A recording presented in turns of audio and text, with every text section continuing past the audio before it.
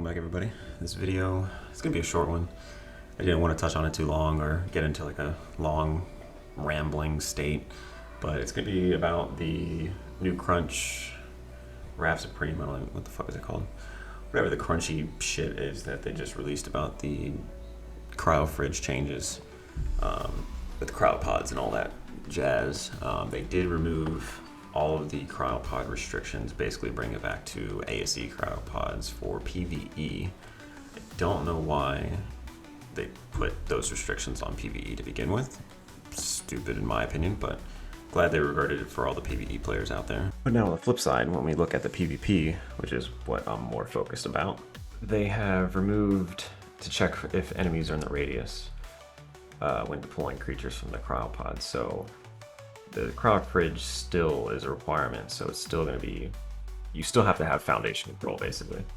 But I think it's more so going to affect, like, if you're defending or attacking and people are dying near each other's fridges, you could still pop dinos out without getting that message saying there's a nearby dino or creature or whatever it may be. I think that's the only thing that's really going to affect.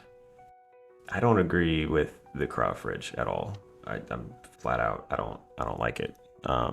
I think a lot of their problems and the people's frustrations will be gone if you allow just open world. You can throw a cryopod, whatever. Now I do think that you should still keep the enemy structure or foundation. So if you're near one of those, you cannot pop a cryopod. The reason when I say that, I'm going to go into a little bit more detail, is, you know, if you are a smaller tribe, you know, 1 through 3 players, there's never a time that you are going to compete with an alpha on your server, especially on official. It's unfortunate, but that's how Wildcard has set up how their game works. Tech tier is always gatekeep by the alpha. They block off all the artifacts. You're never going to reach tech tier. That is going to change though with Extinction coming out, with being able to break down element into element dust and then transferring it. But you as a solo or duo or trio is never going to make a dent into an alpha tribe on a server. I mean, of course you can be a nuisance, but it's never going to be a big enough impact to where it's going to affect that alpha on that server. So all it is doing, and that's why I like kind of the ASA cryopod change, is it protects those smaller tribes being able to live in those rat holes or those smaller areas that are very hard to raid. And it just allows them to survive, allows them to play. And I think that's a good thing. Now, I think they need to make some changes to how all that works and balance it a little bit more.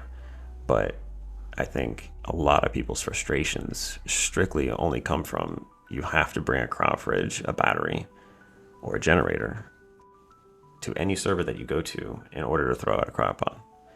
It's stupid. It's such a wasted step. It's so annoying. And open world, you should be able to throw anything. And I think if they remove that restriction, I think a lot of more people will be happy about that.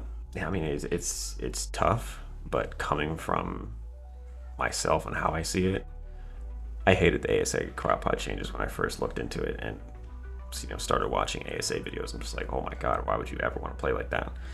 But now that I've finally picked it up again and started playing on AB, you know, being a smaller tribe as a duo, we're able to survive. We're actually able to play a game, even though we don't cover the 24-hour downtime. Like, it's harder to raid our rat hole. Are we going to make an impact on the alpha on the server? Fuck no. Could we? I mean, maybe we can be a douche and just, you know, shadow soak a bunch of their stuff, but we're never going to wipe them off. We're never going to get them off the server, but they can never get us off the server. And I mean, okay, whatever, cool, chill, go on a different server and raid, you know.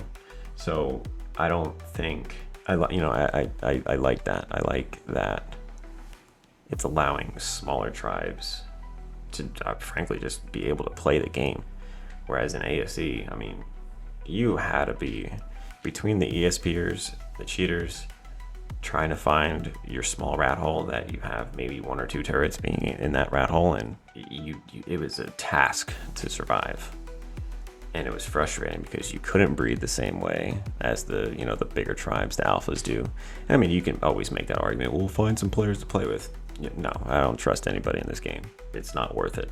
I play the game how I enjoy playing the game. I have a few people that I trust, and we've been playing for the past like 4 or 5 years, and it's enjoyable, but they don't make any compensations for those smaller tribes because how they set up the game. Whether people agree with it or not, these Cryopod changes that ASA made very much benefited the smaller tribes. I think at the end of the day, I think if they, like I said, if they just remove the cryo fridge requirement and just, if you're near any enemy structure, you just can't pop a Cryopod. I think that's a better balance of how to approach PvP. Because if you're pushing in a cave and you're pushing the defender's spam back and putting your own new spam, putting your own new spam down, you can slowly start popping dinos in a cave. I mean, especially with the cave changes that they made on ASA, where they opened a lot of it up, they removed a lot of choke points, they removed a lot of crouches. If they reverted it back to ASA changes, those caves are going to get demolished.